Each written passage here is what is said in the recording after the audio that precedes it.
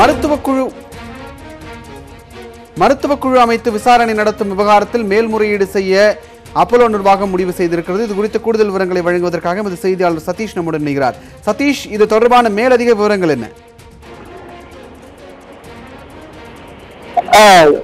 மறைந்த முன்னாள் முதல்வர் ஜெயலலிதா அவர்களின் மரணம் தொடர்பாக விசாரித்து வரும் ஆறுமுகசாமி விசாரணை ஆணையம் கடந்த 1.5 ஆண்டுகளாக விசாரித்து வருகிறது. இதுவரை ஜெயலலிதா அவர்களுக்கு சொந்தமானவர்கள், நெருங்கியவர்கள் மற்றும் அவர் பதவியில் இருந்த போது இருந்த உயரதிகாரிகள், போலீஸ் அதிகாரிகள் உள்ளிட்ட 150க்கும் மேற்பட்டோரை இந்த விசாரணை ஆணையமானது விசாரித்து வந்தது.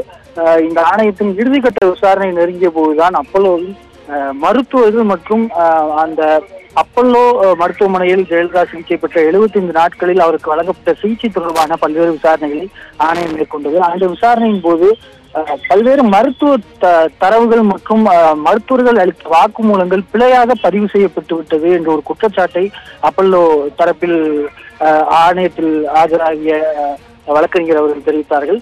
அதன் அடிப்படையில் ஒரு மருத்துவ குழுவை பல்வேறு துறை கொண்ட, குறிப்பாக 23 துறை கொண்ட ஒரு மருத்துவ குழுவை ஆணையத்தில் நியமித்து அவர்கள்தான் ஜெயலலிதா அவர்களுக்கு வழங்கப்பட்ட சிகிச்சை தொடர்பான ஆவணங்கள், ஆதாரங்கள் மற்றும் வாக்குமூலங்களை அவர்கள்தான் பதிவு செய்ய வேண்டும் என்று ஒரு கோரிக்கை எழுப்பப்பட்டது. அது ஆணையத்தால் நிராகரிக்கப்பட்டிருந்தது.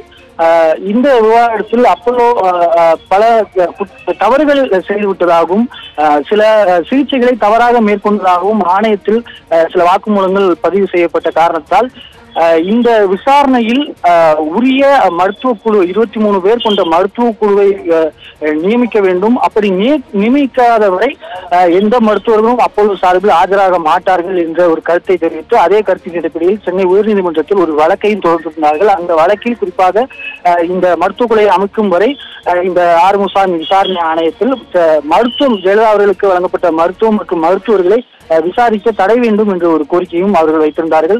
இந்த வழக்கு 3 மாத காலமாக விசாரிக்கப்பட்டு கடந்த வாரம் தீர்ப்பளிக்கப்பட்டது. அதில் விசாரணையானது 90% முடிவடைந்த நிலையில் இனிமேல் இந்த விசாரணை ஆணையத்துக்கு தடை விதிக்க முடியாது, அவர்கள் தங்கள் விசாரணையை தொடரலாம் எனவும், மருத்துவ குழுவை ஏற்கனவே ஆணையம் அமைத்துதான் இந்த ஜெயலலிதா அவர்களுக்கு வழங்கப்பட்ட சிகிச்சை தொடர்பான விஷயங்களை ஆராய்ந்துள்ளதால் மருத்துவ குழுவும் இனிமேல் அமைக்க தேவையில்லை என்று ஒரு தீர்ப்பை வழங்கியிருந்தது. அந்த தீர்ப்பு வந்ததற்கு பின்பாக அப்போலோவின் மருத்துவர்கள் 11 பேருக்கு நாளையும் 3 டெக்னீஷியன்களுக்கு நாளை மறுநாளும் ஆஜராகுமாறு சம்மன் அனுப்பப்பட்டிருந்தது.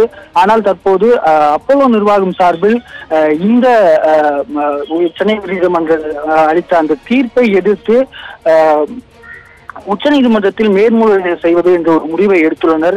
இந்த முடிவை எடுத்துள்ளதால் நாளையோ நாளை மறுநாளோ அவர்கள் உச்சநீதிமன்றத்தில் சென்னை உயர்நீதிமன்றத்தின் தீர்ப்பை எதிர்த்து மேல்முறையீடு செய்ய உள்ளார்கள். அதன் அடிப்படையில் நாளை அவர்களது மருத்துவர்கள் இந்த ஆறுமுகசாமி விசாரணை ஆணையத்தில் 10 பேர் ஆஜராக வேண்டும், அவர்கள் ஆஜராக மாட்டார்கள் என்ற தகவல் தான் தெரிகிறது. மேலும் இந்த விவகாரத்தில் இதுவரை 6 முறை, அதாவது ஜெயலலிதா அவர்களின் மரணம் குறித்து சந்தேகத்தை எழுப்பிய தற்போது துணை முதல்வராக இருக்கக்கூடிய ஓ பன்னீர்செல்வம் அவர்கள் ஆஜராக கோரி 6 முறை இதுவரை விசாரணை ஆணையம் சம்மன் அனுப்பியிருந்தும் கூட ஒரு முறையும் ஓ பன்னீர்செல்வம் அவர்கள் இந்த விசாரணை ஆணையத்தில் இதுவரை ஆஜராகவில்லை.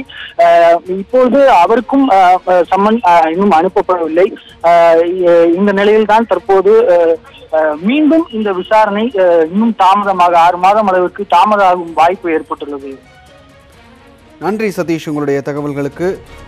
மறைந்த முதலமைச்சர் ஜெயலலிதாவிற்கு வழங்கப்பட்ட சிகிச்சைகள் குறித்து விசாரிக்க மருத்துவ நிபுணர்கள் அடங்கிய அந்த குழுவை அமைக்க கோரிய அப்போலோ மருத்துவமனையின் கோரிக்கை ஏற்கனவே நிராகரிக்கப்பட்டிருந்தது. இந்த சூழலில் இது குறித்து மேல்முறையீடு செய்யப்போவதாக ஒரு முக்கிய செய்தியை அப்போலோ தெரிவித்திருக்கிறது.